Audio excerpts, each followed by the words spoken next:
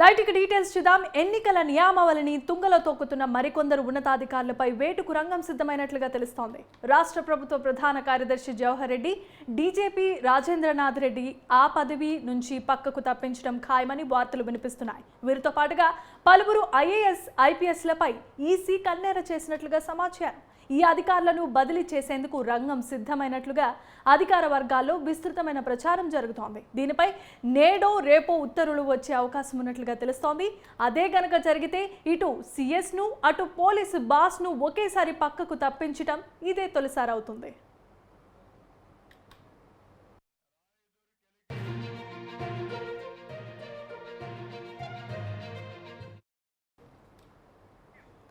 ఇక సీఎస్ జవహర్ రెడ్డి తొలి నుంచే జగన్ ఆదేశాలను తూచా తప్పకుండా పాటిస్తూ వస్తున్నారని, ఎన్నికల కోడ్ అమల్లోకి వచ్చిన తర్వాత కూడా ఆయన వ్యవహార శైలిలో ఏ మాత్రం మార్పు రాలేదని ప్రతిపక్షాలు ఈసీకి ఫిర్యాదు చేశాయి. వైసీపీకి రాజకీయంగా లబ్ధి కలగడమే లక్ష్యంగా సీఎస్ నిర్ణయాలు తీసుకుంటున్నారని విపక్షాల ఆరోపణ. పింఛన్ల పంపిణీకి వాలంటీర్లను దూరంగా ఉంచాలన్న ఈసీ ఆదేశాలను ఆసరాగా తీసుకొని ఉద్దేశపూర్వకంగానే పింఛన్ల పంపిణీ ఆలస్యం చేశారని, పైగా ఆ తప్పును విపక్షాలపై నెట్టేందుకు ప్రయత్నించారనే ఆరోపణలు కూడా వినిపిస్తున్నాయి. తమ ఆదేశాలు అమలు చేయకుండా జవహర్ రెడ్డి ధిక్కరణ ధోరణి ప్రదర్శిస్తున్నారని కూడా ఈసీ భావిస్తున్నట్లుగా తెలుస్తోంది.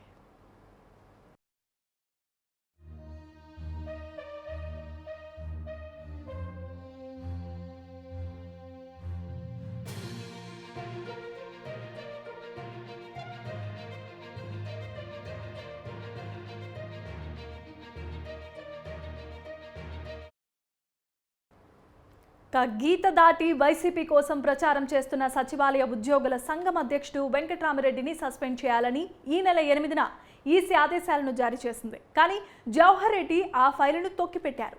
తప్పనిసరి పరిస్థితుల్లో గురువారం సాయంత్రానికి వెంకట్రామిరెడ్డిని సస్పెండ్ చేస్తూ ఉత్తర్వులు జారీ చేశారు. ఇక రాష్ట్ర రెవెన్యూ ఇంటెలిజెన్స్ కమిషనర్ చిలకల రాజేశ్వర్ రెడ్డి డిప్యుటేషన్ను రద్దు చేసి తిరిగి పంపించాలని కేంద్రం జారీ చేసిన ఆదేశాలను పట్టించుకోలేదు.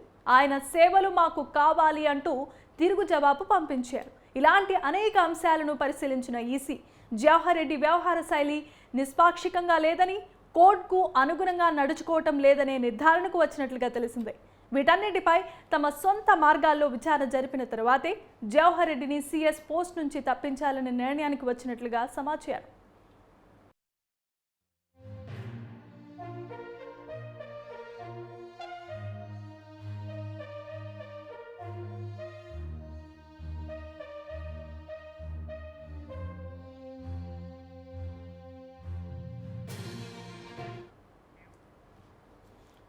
పోలీస్ బాస్ కసిరెడ్డి రాజేంద్రనాథ్ రెడ్డి పైన బదిలీ వేటుకు రంగం సిద్ధమైనట్లుగా తెలుస్తోంది. పేరుకు ఆయన డీజీపీ అయినా పోలీస్ యంత్రాంగం అంతా తాడేపల్లి డైరెక్షన్లోనే నడుస్తోందనే ఆరోపణలున్నాయి. చిలకలూరిపేటలో ప్రధాని మోదీ పాల్గొన్న సభలో భద్రతపై నిమ్మకు నీరెత్తినట్లు వ్యవహరించారన్న విమర్శలు సైతం ఆయన ఎదుర్కొన్నారు. మరోపక్క జిల్లా ఎస్పీలపై ఆయనకు పట్టు లేదనే ప్రచారం ఉంది. వీటన్నింటి నేపథ్యంలో కీలకమైన సార్వత్రిక ఎన్నికల ప్రక్రియను రాజేంద్రనాథ్ రెడ్డి సజావుగా, సమర్థవంతంగా నిర్వహించలేరనే నిర్ణయానికి ఈసీ వచ్చినట్లుగా ప్రచారం జరుగుతోంది. రాష్ట్రంలో పరిస్థితులు, వాటికి యంత్రాంగ సహకారం తదితర అంశాలను ఈసీ నిశితంగా పరిశీలిస్తోంది. ఇప్పటికే 6 ఐపీఎస్లు, 3 ఐఏఎస్లను తప్పించింది. ఎన్నికల సమయంలో ఇంతమంది సీనియర్ ఆఫీసర్లను బదిలీ చేయటం ఈసీ చరిత్రలో మొదటిసారని అధికార వర్గాలు చెబుతున్నాయి. త్వరలో సీఎస్, డీజీపీతో పాటుగా మరో 6 ఐఏఎస్, ఐపీఎస్లను కూడా బదిలీ చేసే అవకాశాలు ఉన్నట్లుగా తెలుస్తోంది.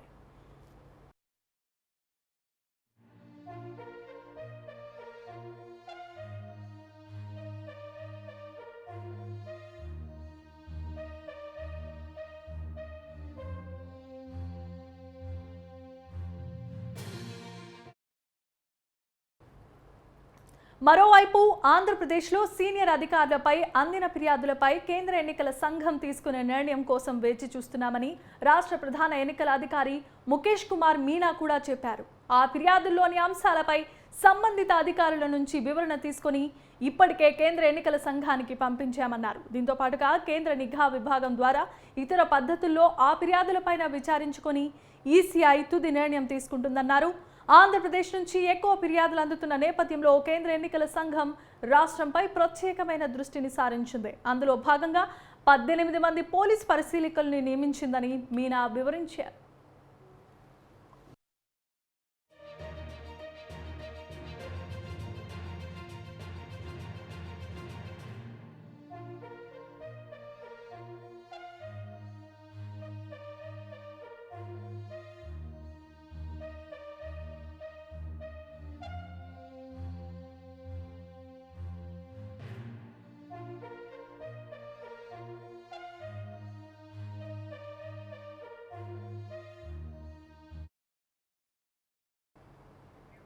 గతంలో కోవూరు బరిలో దిగి ధనబలంతో గెలవాలని చూసిన ఎంతో మంది నేతలకు సరైన రీతిలో బుద్ధి చెప్పిన కోవూరు నియోజకవర్గ ప్రజలు ఈ సార్వత్రిక ఎన్నికల్లో తనకు ప్రత్యర్థిగా బరిలోకి దిగిన ధనవంతురాలు వేమిరెడ్డి ప్రశాంత్ రెడ్డి కూడా అలానే బుద్ధి చెప్పబోతున్నారని వైసీపీ అభ్యర్థి నల్లపురెడ్డి ప్రశాంత్ కుమార్ రెడ్డి వ్యాఖ్యానించారు. రెడ్డిపాలెం, మునులపూడి గ్రామాల్లో ఎన్నికల ప్రచారాన్ని నిర్వహించిన ఆయన ఎప్పుడూ కనబడని వ్యక్తులు, కరోనా సమయంలో కానరాని వ్యక్తులు ఎలక్షన్స్ వచ్చాయని నేడు ప్రజల్లో తిరుగుతున్నారని అన్నారు.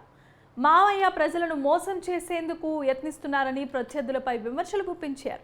ధనవంతురాలైన తన ప్రత్యర్థి వేమిరెడ్డి ప్రశాంత్ రెడ్డి ప్రచారాలకు గ్రామాలకు విచ్చేస్తూ ఉంటే ఏ ప్రాంతంలోనూ జనాభా రాకపోతూ ఉండటంతో నెల్లూరు నుండి జనాభాను తరలిస్తూ టీడీపీకి ఆదరణ లభిస్తుందని ప్రగల్భాలు పలకడం విడ్డూరంగా ఉందన్నారు.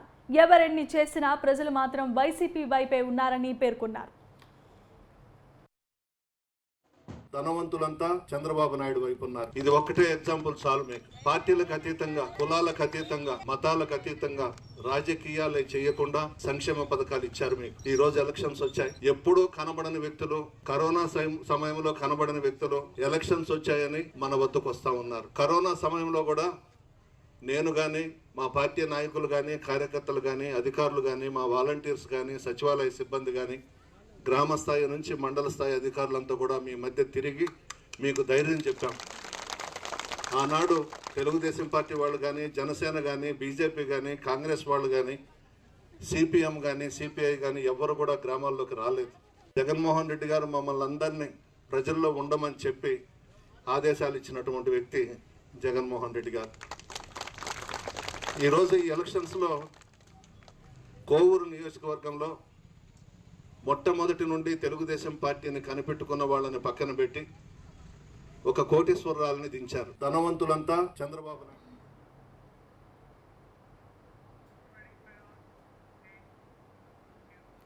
డీసీసీ అధ్యక్ష పదవి కోసం పెద్దిరెడ్డి రామచంద్రారెడ్డి తిరుపతిలో పద్మావతి గెస్ట్ హౌస్లో తన కాళ్లు పట్టుకున్నాడని మాజీ సీఎం కిరణ్ కుమార్ రెడ్డి సంచలనమైన వ్యాఖ్యలు చేశారు. పదవి ఇప్పించలేదనే కారణంతో తనపై కోపం పెంచుకొని అసంబంధ ఆరోపణలు చేస్తున్నాడని కిరణ్ కుమార్ రెడ్డి ఆరోపించారు. మంత్రి పదవితోనే పెద్దిరెడ్డి ప్రజలను దోచుకుంటున్నారని ఆయన వ్యాఖ్యానించారు.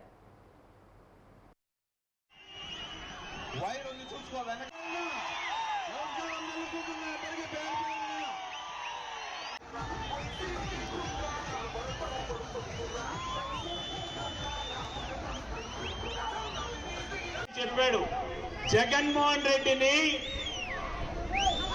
అరెస్ట్ చేసింది కిరణ్ కుమార్ రెడ్డి అరెస్ట్ చేశారని చెప్పారు. నాకేమన్నా సంబంధం ఉందా? జగన్మోహన్ రెడ్డి గారిని మొన్ననే షర్మిల గారు పోయి కలిసి, సోనియా గాంధీని కలిసి, అసలు కాంగ్రెస్ పార్టీకి సోనియా గాంధీకి ఎటువంటి సంబంధం లేదు జగన్మోహన్ రెడ్డి అరెస్ట్ లో అని షర్మిల గారు చెప్తారు. అట్లయితే నాకెట్లా సంబంధం వస్తుంది ముఖ్యమంత్రిగా అనేది స్పష్టంగా అర్థం కావాలి. ఇదే కాదు ఇంకోటి చెప్తున్నాడు, విభజన చేసిందే నేనట. మీరెవరైనా నమ్ముతారా విభజనలో నా హస్తం ఉందంటే? ముఖ్యమంత్రి పదవిని నేను వదిలేయటం జరిగింది. విభజన అయితే ఆంధ్ర ప్రజలకు నష్టం జరుగుతుందని కాంగ్రెస్ పార్టీని ముఖ్యమంత్రి పదవిని వదిలింది, ప్రజలకు అన్యాయం జరుగుతుందనేది స్పష్టం చేస్తుంది. పెద్దలు పెద్దిరెడ్డి రామచంద్రారెడ్డి గారు మొన్న ఒక మాట అన్నారు, బాగా వినాలి మీరు. ఆయనకు ముఖ్యమంత్రి అయ్యే అర్హత ఉందంట,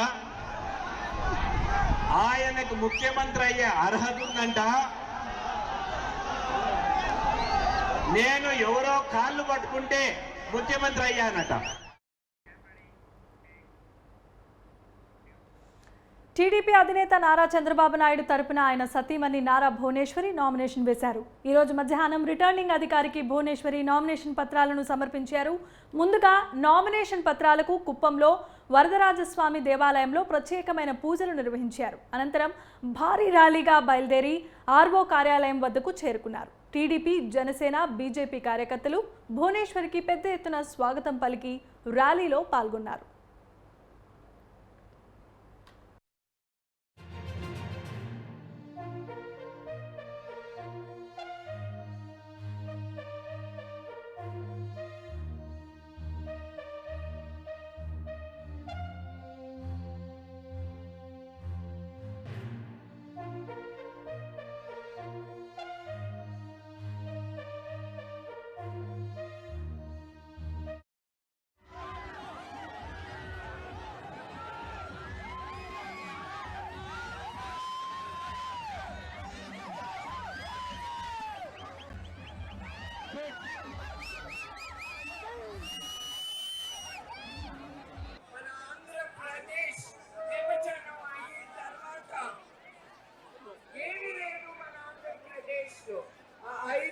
సంవత్సరాలు ఆయన చాలా కష్టపడి మీకోసం, ప్రజల కోసం, మన రాష్ట్రం అభివృద్ధి కోసం ఆయన ఎప్పుడు నిద్రాహారాలు మానేసి ప్రజల కోసమే ఆయన పనిచేశారు. ఎందుకు? ప్రజలు మన రాష్ట్రం నంబర్ 1 గా ఉండాలి యావత్ భారతదేశంలో, అది ఆయన కోరుకుంది. అట్లానే ఆయన అన్నదాతలు కూడా పోలవరం తర్వాత ఉద్యోగాల కోసం కియా మోటార్స్, ఐటీ రంగం ప్రతి ఒక్కటి ముందుకు తీసుకొచ్చారు. పరిశ్రమలు కూడా ఆయనను నమ్మి ఏమి లేని మన ఆంధ్ర రాష్ట్రంలో పెట్టుబడి పెట్టడానికి వచ్చారంటే అది ఆయన నాయకత్వం. ఇక డీటెయిల్స్ చూద్దాం. హిందూపురం కూటమి అభ్యర్థిగా నందమూరి బాలకృష్ణ నామినేషన్ దాఖలు చేశారు. అంతకుముందు బాలకృష్ణ దంపతులు సూగూర్ ఆంజనేయ స్వామి ఆలయంలో విశేష పూజలు నిర్వహించారు. హిందూపురంలో ఏ కార్యక్రమం చేపట్టాలన్నా బాలకృష్ణ ఈ ఆలయంలో ప్రత్యేకమైన పూజలు చేయటం ఆనవాయితీగా వస్తోంది. ఆంజనేయ స్వామికి పూజ చేశాకే కార్యక్రమాలు చేపడతారు. ఆలయం నుంచి నేరుగా హిందూపురం తహసీల్దార్ కార్యక్రమానికి చేరుకుని నామినేషన్ పత్రాలను ఎన్నికల అధికారికి అందజేశారు.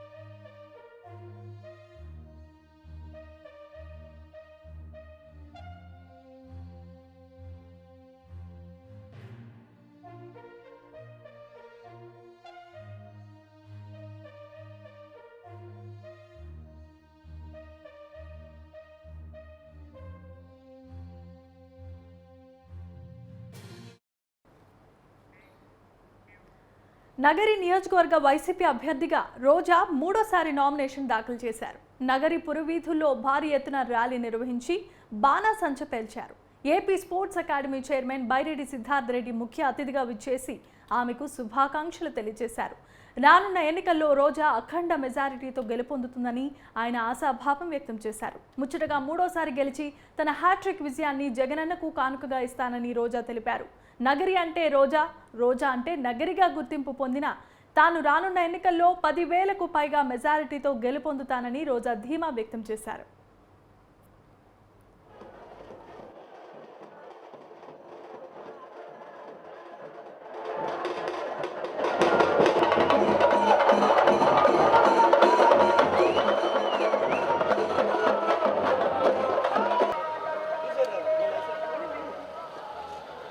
ఆర్కే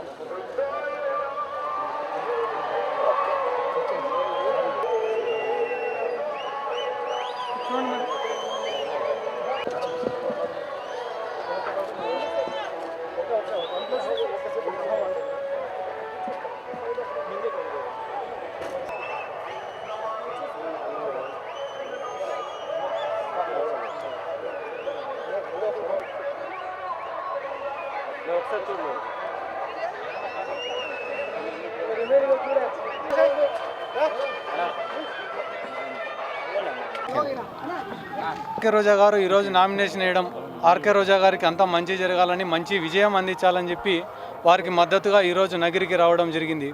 ఎందుకంటే ఈరోజు అంతా మంచి రోజులు, వైఎస్ఆర్ కాంగ్రెస్ పార్టీ అధికారంలో ఉంది, సంక్షేమ పథకాలు అందుతున్నాయి, ప్రజలకు మంచి జరుగుతుంది, మా వెంట కూడా ఒక సైన్యం నడుస్తుంది. కానీ ఆ రోజు తెలుగుదేశం పార్టీ అధికారంలో ఉన్నప్పుడు, కష్టకాలంలో ఉన్నప్పుడు వైఎస్ఆర్ కాంగ్రెస్ పార్టీ తరఫున నిలబడిన ఎమ్మెల్యేలు కూడా అమ్ముడుపోయి తెలుగుదేశం పార్టీ తరఫున పోతున్నప్పుడు కూడా ఆర్కే రోజా గారు వైఎస్ఆర్ కాంగ్రెస్ పార్టీ తరఫున బలంగా నిలబడడం, ఎన్నో ప్రలోభాలు పెట్టినారు. ఆ రోజు తెలుగుదేశం పార్టీ వాళ్ళు మంత్రి పదవులు ఇస్తామని చెప్పి, డబ్బులు ఇస్తామని చెప్పి, మా పార్టీ తరఫున రాండి వైఎస్ఆర్ కాంగ్రెస్ పార్టీని పూర్తి స్థాయిలో డ్యామేజ్ చేయాలని చూసినారు. కానీ ఆర్కే రోజా లాంటి వాళ్ళు చాలామంది కూడా వైఎస్ఆర్ కాంగ్రెస్ పార్టీకి ఆ రోజు అండగా నిలబడినారు. దాంతో ఈరోజు వైఎస్ఆర్ కాంగ్రెస్ పార్టీ అధికారంలోకి వచ్చిన తర్వాత ఎన్నో వ్యవస్థలు ఏర్పడినాయి. ఒక పక్క వాలంటీర్ వ్యవస్థ కావచ్చు, సచివాలయ వ్యవస్థ కావచ్చు, సంక్షేమ పథకాలు కావచ్చు, ప్రతి గడపకు మేలు జరగడం కావచ్చు. ఈరోజు ఇంత బలమైన సైన్యంతో ఎన్నికలకు పోతున్నాం కాబట్టి ఖచ్చితంగా ఆర్కే రోజా గారు కూడా చాలా పెద్ద మెజార్టీతోటి నగరిలో విజయం సాధించబోతున్నారు. కాబట్టి ఆర్కే రోజా గారికి కూడా ఆల్ ది బెస్ట్ తెలియజేస్తూ, చాలా పెద్ద విజయం రావాలా, చాలా పెద్ద పొజిషన్లో వాళ్ళు ఉండాలా, రాష్ట్ర ప్రజలకు ఎంతగానో ఉపయోగపడాలా, ముఖ్యంగా నగిరి ప్రజలకు మరెన్నో సేవలు వాళ్ళు చేయాలని చెప్పి మనస్ఫూర్తిగా దేవుణ్ణి కోరుకుంటున్నాను. నగిరి అంటే రోజా, రోజా అంటే నగిరి. జగనన్న అండగా ఉన్న ఆడబిడ్డని నేను, కాబట్టి నా సీట్ ఎవరు నా నుంచి తీసుకోలేరని నేను కాన్ఫిడెంట్గా చెప్పడం జరిగింది. అదే కాన్ఫిడెన్స్తో ఈరోజు కూడా మీరు చూస్తే జగనన్న ఆశీర్వాదంతో నగిరి ఎమ్మెల్యే అభ్యర్థిగా మూడవసారి మరి నామినేషన్ వేయడానికి రావటం జరిగింది. నా నగిరి ప్రజలు ఎప్పుడూ కూడా జగనన్నకి నాకు ప్రేమతో, అభిమానంతో అండగా నిలుస్తున్నారు అనేది ఈరోజు ర్యాలీ చూస్తే మీకే అర్థమైపోయి ఉంటుంది. ఇది నగిరి నియోజకవర్గం నుంచి హ్యాట్రిక్ కొట్టి అన్నకి గిఫ్ట్గా ఇస్తానని కూడా ఈ సందర్భంగా తెలియజేసుకుంటున్నా. ఈజీగా 10,000 దాటాలి అని చెప్పి మా వాళ్ళందరూ కూడా, అంటే 20-30 అని చెప్తారు మా కార్యకర్తలు, కానీ ఎప్పుడు కూడా అణిగిమణిగి ఉండాలి అంటారు. అందుకే 10,000 పైనే మెజారిటీ ఉంటుందని కూడా ఈ సందర్భంగా తెలియజేసుకుంటున్నాను.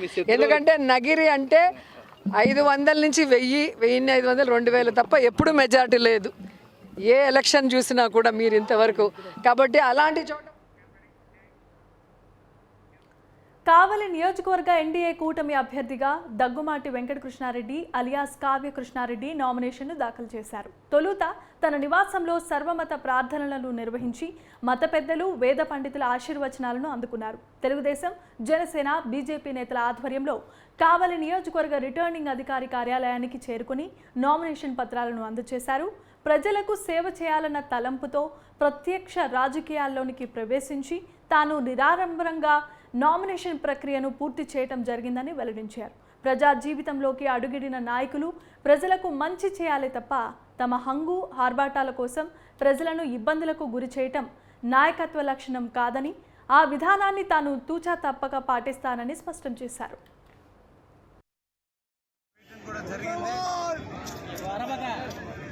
ఈ సందర్భంగా కావలి ప్రజలందరినీ కూడా ఆశీర్వదించమని, ఒక అవకాశం ఇచ్చి కావలికి సేవ చేసే భాగ్యాన్ని కల్పించండి అని, కావలిని ప్రశాంతంగా తీసుకొచ్చే దాంట్లో తప్పకుండా ముందు ఉంటానని, నాకు సైకిల్ గుర్తుకు ఓటేసి మంచి మెజార్టీని ఇవ్వమని ఈ సందర్భంగా ప్రజలందరినీ కూడా కోరుకుంటూ మరొక్కసారి కావలి ప్రజల్ని అభ్యర్థిస్తున్నాను. సైకిల్ గుర్తు ఓటేయండి, కావలికి సేవ చేసే భాగ్యాన్ని కల్పించమని సందర్భంగా సార్ హంగు ఆర్భాటం లేకుండా నామినేషన్ దాఖలు చేస్తారు.